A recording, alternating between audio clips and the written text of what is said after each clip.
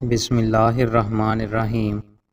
حضرت انس رضی اللہ تعالیٰ عنہ سے روایت ہے کہ رسول اللہ صلی اللہ علیہ وآلہ وسلم کے پاس جبریل علیہ السلام تشریف لائے۔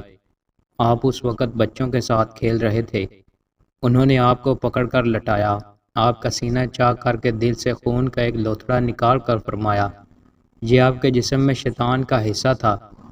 پھر اس دل کو سونے کی ایک تشت میں رکھ کر آب زمزم سے دھویا اور پھر اسے جوڑ کر اس کی جگہ پر دوبارہ رکھ دیا۔ یہ ماجرا دیکھ کر بچے دوڑ کر آپ کی والدہ یعنی آپ کی دایا کے پاس آئے اور انہوں نے کہا محمد صلی اللہ علیہ وآلہ وسلم کو قتل کر دیا گیا ہے۔ وہ فوراً آپ کے پاس پہنچے تو دیکھا کہ آپ کا رنگ تبدیل ہو چکا تھا۔ انس رضی اللہ تعالیٰ عنہ نے فرمایا، میں نے سلائی کا نشان آپ صلی اللہ علیہ وآلہ وسلم کے سینہ مبارک پر دیکھا تھا۔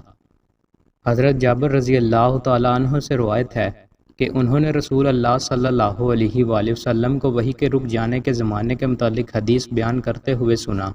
فرمایا، اس اثناء میں کہ میں چلا جا رہا تھا تو میں نے آسمان میں ایک آواز سنی۔ میں نے اپنی نظر اٹھائی تو میں نے دیکھا کہ وہی فرشتہ جو ہرا میں میرے پاس آیا تھا آسمان اور زمین کے درمیان ایک کرسی پر بیٹھا ہوا ہے۔ میں اس کے رعب سے خوف زدہ ہوا اور زمین پر گر پڑا۔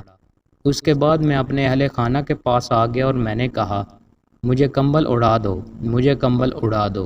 چنانچہ انہوں نے مجھے کمبل اڑا دیا۔ پھر اللہ تعالیٰ نے یہ آیت نازل فرمائی۔ ترجمہ: کمبل اوڑھ کر لیٹنے والے اٹھ جائیں اور لوگوں کو عذاب الہی سے ڈرائیں، اپنے رب کی بڑائی بیان کریں، اپنے کپڑوں کو صاف ستھرا رکھیں اور گندگی سے دور رہیں۔ پھر وہی تیزی کے ساتھ پے در پے آنے لگی۔